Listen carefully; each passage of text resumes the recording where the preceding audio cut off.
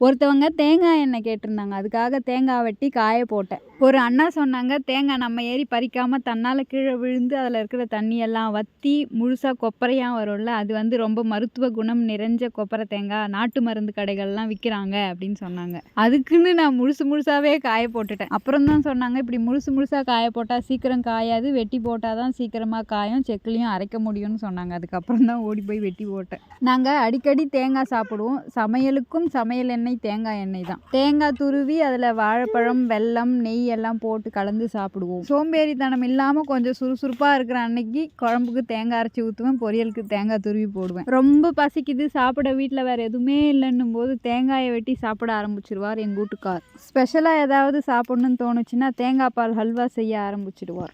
நான் இந்த தேங்காயில் 1 மாதத்துக்கு மேலே ஆயில் புல்லிங் பண்ணுறேன்.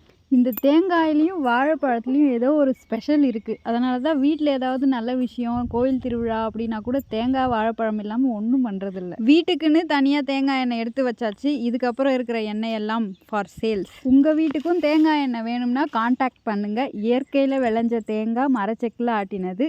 1 லிட்டர் 400 ரூபா.